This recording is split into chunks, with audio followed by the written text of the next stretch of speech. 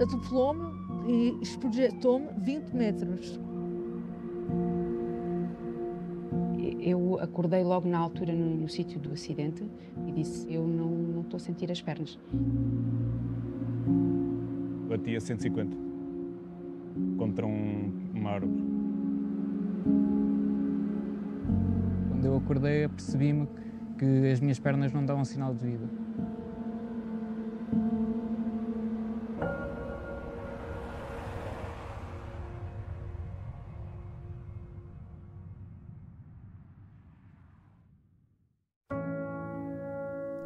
Raquel, Ricardo, Floriano e Ana nunca se cruzaram.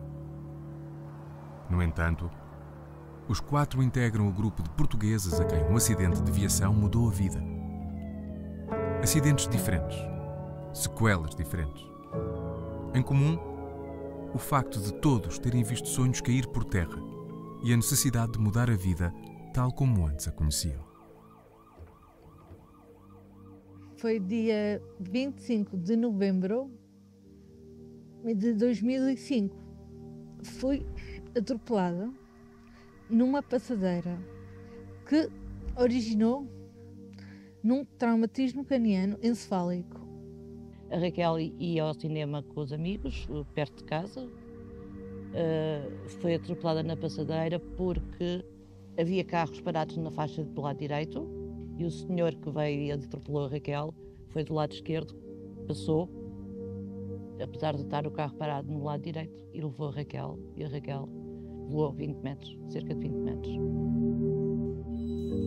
Vinhamos todos da praia num domingo, com uma série de amigos, portanto uma série de carros em fila, e ao fazer uma ultrapassagem numa estrada que estava em muito más condições, portanto o carro apanhou a berma e portanto ele capotou uma série de vezes. A viatura que tínhamos na altura ainda não tinha cintos na parte de trás, só era obrigatório ainda os cintos na parte da frente, o carro não tinha sequer. Eu acordei logo na altura no sítio do acidente e na altura dei-me logo conta que algo não estaria igual, digamos assim. E por acaso fiz essa referência logo à pessoa que estava comigo e disse, Celeste, eu não estou a sentir as pernas. A história do meu acidente foi no dia de Páscoa, estávamos no almoço de família. Não sei porquê nem por que razão, peguei na moto do meu cunhado numa de ir dar uma volta e a volta foi tão grande que só voltei a casa passado 5 meses. Tive o acidente sozinho, despiste na moto e fiquei paraplégico. Bati a 150 contra uma árvore. Foi dia 15 de agosto de 2021, por volta das 2 da manhã.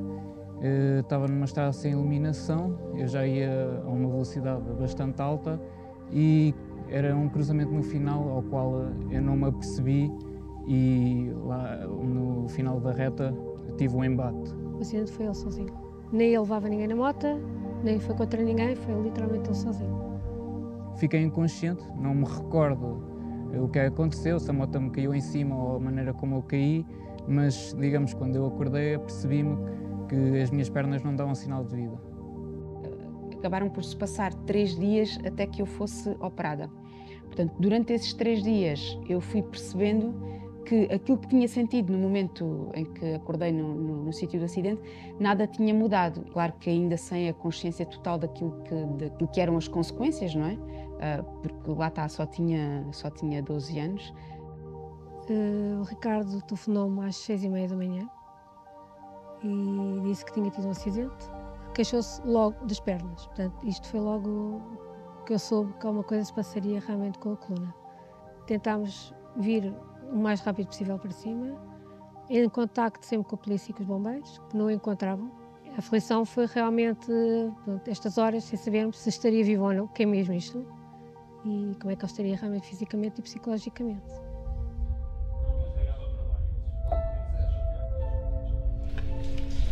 Quando aqui em Santa Maria, peço para andar de escudo. Quando somos chamados para um acidente de viação em que de facto há uma vítima jovem, temos sempre um sentimento extra de, digamos, de nervosismo e de apreensão pela situação que iremos apanhar. No local, tendo em conta que ainda estão na fase crítica emocional do acidente, tentamos não dar muita informação, apenas posteriormente, porque até algumas dessas situações que no local nos parecem poder ser crónicas, são apenas agudas, poderão ter resolução mais tardiamente. Quando nós chegamos ao local e nos apercebemos que o desfecho vai ser negativo, é um sentimento um bocadinho de tristeza e frustração, porque nós não percebemos logo à partida que não vamos conseguir resolver o problema, portanto, daquele doente.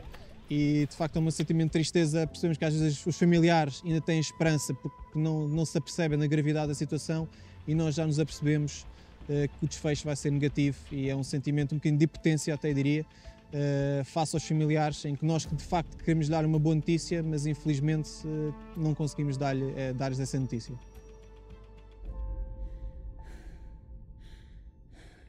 Eu lembro-me, ainda na altura do acidente, de ter visto passar a minha mãe, na altura ainda à procura da minha irmã, porque a minha irmã foi a que foi lançada para mais longe, numa situação destas. Com responsabilidade ou sem responsabilidade, eu não quero imaginar o que é para um condutor saber que levava um carro nas mãos e que, de alguma forma, provoca um acidente, não é? Ou está envolvido num acidente. Sendo mãe, então, há de ser com certeza ainda mais complicado. Estive em coma, mas o meu coma foi gradual. Nessa altura, quem esteve comigo numa parte em que eu acordei foi a minha mãe. Foi a minha mãe que me explicou o que me tinha acontecido. Eu cheguei no dia a seguir, ela estava em coma profundo, portanto estava ligada às máquinas. Quando depois ela começou a conseguir respirar, entrou num coma vigilante. E quando ela bastante mais tarde, ela começou a perceber que estava no hospital. E porquê que estava no hospital? E eu resolvi dizer-lhe o que é que tinha acontecido. Nessa altura ela ouviu, mas não se apercebeu do impacto real do que é que lhe tinha acontecido. Portanto, quais as consequências reais do que iria afetar na vida futura. As consequências de um traumatismo crânioencefálico são imprevisíveis. Neste tipo de lesão, as equipas de saúde trabalham do lado da incerteza. Tudo é uma incógnita. E ninguém pode prever, à partida, qual será o desfecho de cada situação. Basicamente, quase todas as funções corporais podem ficar afetadas depois de um traumatismo crânioencefálico. Podemos ter sequelas muito graves, a pessoa pode ficar numa situação que denominamos estado vegetativo. Em estado vegetativo, a pessoa não tem qualquer tipo de percepção nem interação com o mundo que a rodeia. O estado a seguir é o estado que chamamos de consciência mínima, em que existe alguma forma de interação com o meio que a rodeia, portanto a pessoa já evidencia algum grau de consciência, pode dirigir o olhar quando chamada ou apresentar algum sinal de que reconhece alguém. A recuperação dos doentes com traumatismo crânioencefálico é muito imprevisível e temos doentes que às vezes um ano depois do traumatismo têm saltos qualitativos incríveis e inesperados, portanto o nosso prognóstico e a nossa perspectiva para os doentes com traumatismo crânioencefálico é sempre muito difícil de estabelecer. É todo um espectro de alterações e que são mais ou menos graves consoante a extensão do traumatismo e a região do cérebro que é atingida. Gradualmente a Raquel foi-se apercebendo, mais até pelas dificuldades, qual era o problema de ter sido atropelada. Tanto que ela dizia muitas vezes: porquê é que não me deixaram morrer? O que é que foi feito daquele filho da mãe que me fez isto? Porquê é que ele não foi castigado? Eu só tenho alguma memória no terceiro hospital onde tive. Foi no Alcoitão. Foi onde eu passei a maior fase do acidente e foi onde eu fiz a maior recuperação. Onde fiz a operação à perna, fiz uma operação ao olho, fiz fisioterapia intensa. É muito difícil uma pessoa tentar perceber e tentar explicar à filha o porquê. Porque nunca nos foi dadas as esperanças. Quando ela estava no São Francisco, portanto, no primeiro hospital, dificilmente diziam que ela voltaria a andar, a falar, a ser autónoma. O principal desafio de quem sofre um trauma desse género é aprender outra vez a viver. E é aquilo que nós vimos vezes sem contas nas situações graves. Vimos pessoas muito jovens que têm traumatismos mais do que uma região do corpo. Podem ter traumatismos de membros, crânioencefálicos, traumatismos torácicos, abdominais. Às vezes têm estes traumas de uma forma geral, que chamamos um politraumatizado. São doentes que têm muito tempo de internamento, são doentes que ficam muito tempo sedados, são doentes que ficam com um grau de debilidade muito elevado. Portanto, isso tudo faz com que os nossos doentes reaprendam a viver depois destes grandes eventos. Após ter noção, ainda no local do acidente, ter noção como é que estava, fez-se na minha cabeça um filme completo daquilo que perdi e como é que iria agora reconstruir a minha vida. O processo inicial foi de reabilitação, foi de adaptação à minha vida de paraplégico. Estive internado no Alcoitão, tive que procurar mudar de escola, procurar um curso que enquadrasse nas minhas limitações e arregaçar as mangas e fazer-me à vida. Eu só tinha 12 anos, portanto era uma criança. Portanto, eu acho que a noção daquilo que são as verdadeiras consequências de uma paraplegia, nessa idade nós não as temos. E, portanto, a minha vivência em Aljustrel acabou por não mudar muito e eu senti-me, de alguma forma, protegida enquanto vivi ali. O impacto grande foi quando vim para Lisboa aos 18 anos. Aí sim percebi o que era a deficiência e o que era estar condicionada à mobilidade numa cadeira de rodas. Quando eu me apercebi que não ia voltar a andar, de certa forma, chocou-me bastante, acho que acaba por ser normal e tive que mudar bastante os meus hábitos, principalmente tive que deixar um pouco a minha paixão, que era a paixão pelas motas. O que eu explico ao Ricardo o que tinha acontecido foi, penso que tenha sido primeiro no hospital no Chuc, porque ele a nós nunca nos perguntou e nós também achámos que não seríamos nós, se calhar, as melhores pessoas para podermos explicar realmente qual era a capacidade, ou a incapacidade neste caso, que ele teria. E penso que ele sentiu-se incapacitado quando chegou ao Centro de Reabilitação de Rovisco Pais, porque ele tinha sempre uma esperança que realmente, se calhar, ainda poderia voltar a andar e tal não aconteceu. Eu conheci o Ricardo aqui no Centro de Reabilitação Rovisco Pais. Ele esteve cá internado connosco para fazer o seu programa de reabilitação após a lesão vertebromedular que sofreu. Depois de uma lesão medular é frequente aquilo que nós chamamos a alteração da autoimagem e do autoconceito, ou seja, a pessoa passa a ver-se de uma forma diferente, portanto a forma como ela se apresenta aos outros é diferente. Se apresenta numa cadeira de rodas, pensemos estarmos sentados e vermos todas as pessoas de baixo para cima.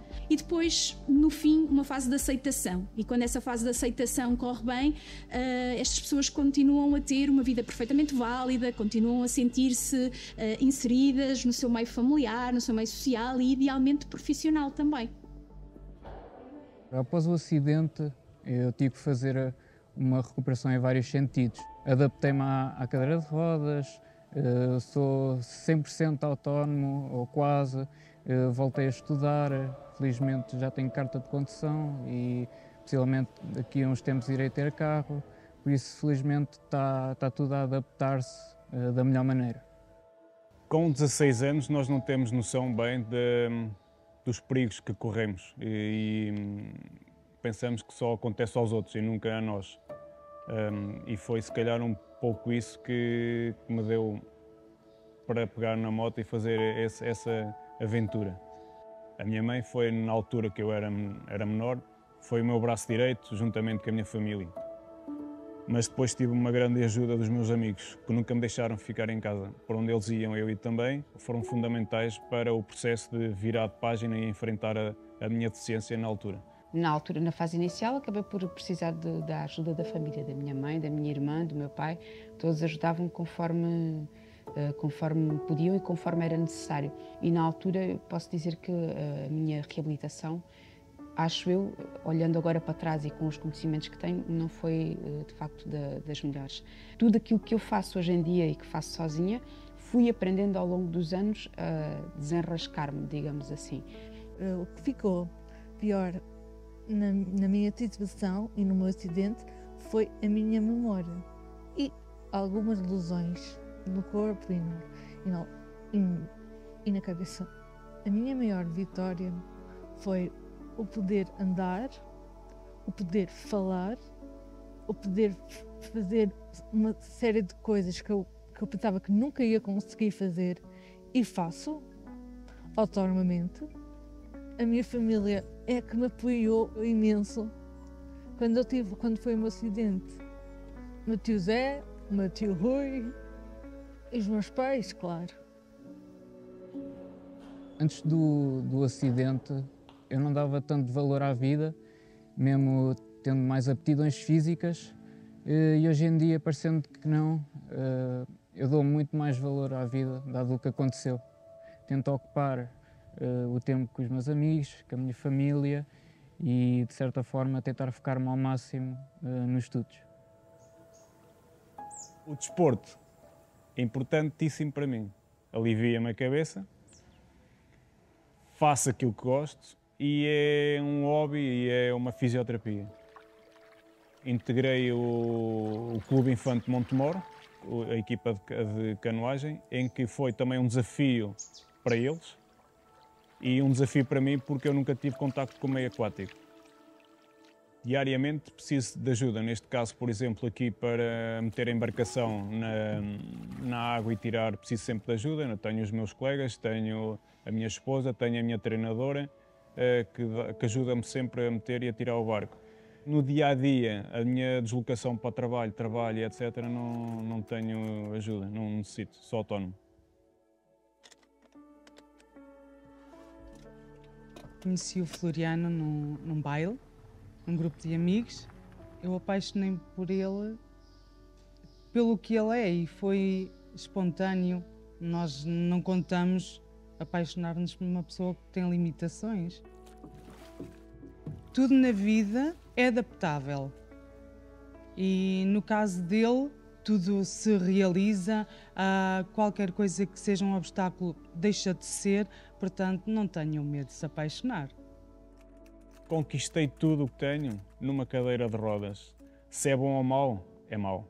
Numa cadeira de rodas é muito mau, mas é bom porque sou o exemplo e consegui conquistar aquilo que muitas pessoas ditas normais não têm. Os últimos dados provisórios disponíveis, relativos a 2022, dão conta da ocorrência de 34.275 acidentes de viação em Portugal. Como resultado, 473 pessoas perderam a vida e 2.436 ficaram gravemente feridas. Atropelamentos, colisões, despistas, rostos como o de Raquel, Ricardo, Floriano e Ana. Mas o que podemos fazer para diminuir estes números? Em primeiro lugar, é preciso que todos sejamos conscientes que a segurança rodoviária, ou melhor, a falta de segurança rodoviária, a sinistralidade rodoviária, é a principal causa de morte no mundo inteiro entre os 5 e os 29 anos. As causas da sinistralidade, dos acidentes, normalmente estão relacionados com o comportamento dos condutores. A velocidade, por exemplo, é, eu diria que, a mãe de todos os problemas. Qualquer que seja o acidente, quanto mais velocidade ele ocorrer, maiores são os danos causados. E, portanto, a velocidade é uma das nossas maiores preocupações. Claro que tem outras relativamente ao comportamento dos condutores, nomeadamente o uso da tecnologia. Falo do telemóvel, do touchscreen, mas pronto, este infoentertainment são uma fonte de distração. E nós, quando estamos a conduzir, não podemos estar distraídos. Às vezes estamos a fazer outras coisas, estamos a andar de trotinete, estamos a andar de bicicleta e não podemos estar distraídos. Temos de estar concentrados no que estamos a fazer. O consumo de álcool é um dos problemas mais complicados numa certa faixa etária. Basta dizer que 40% das vítimas mortais tinham uma taxa de álcool superior ao permitido. E isto é dramático. Quem vive diariamente com as marcas da estrada nunca esquece o onde, o quando, o como e o porquê. Muitos gostavam de poder recuar no tempo e alterar o momento em que decidiram arriscar a sorte. Outros gostavam apenas de não terem sido vítimas das circunstâncias. Em comum, todos defendem que é urgente tornar as estradas mais seguras e adotar uma postura mais consciente. Porque somos feitos de carne e osso, porque somos mortais e porque não acontece só aos outros. As marcas da estrada são reais. Quando forem pegar num carro ou numa moto, ou seja, em que veículo for, pensem primeiro que se acontecer alguma coisa, não é só a vocês que custa, é principalmente também à família e aos amigos que acabam por ficar destruídos por dentro. Se estiverem alterados de alguma maneira, seja a nível de estupefaciente, a nível de álcool ou mesmo só apenas a nível emocional, simplesmente tentem não pegar em nenhum veículo. Eu diria a todos os pais que vejam primeiro se os seus filhos têm a maturidade suficiente para poder conduzir, seja moto ou carro. Eu gostaria de lhes passar a ideia que isto não é um sonho, também pode vos acontecer, por isso já sabem, não sejam um culpado. Eu digo aos pais e digo aos filhos, é difícil, é uma batalha que nunca mais vai acabar, mesmo que eles cresçam, mesmo que eles aparentemente se tornem independentes, é uma preocupação que fica para toda a vida.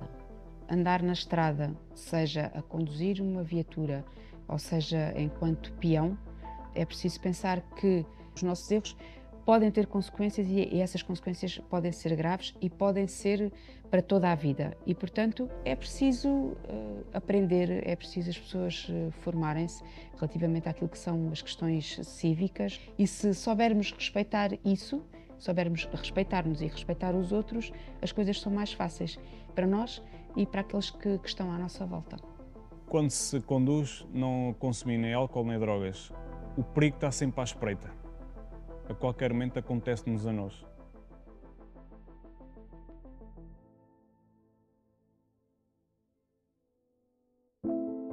A vida é incerta. Num momento, tudo pode mudar. Foi assim para a Raquel, para o Ricardo, para o Floriano e para a Ana.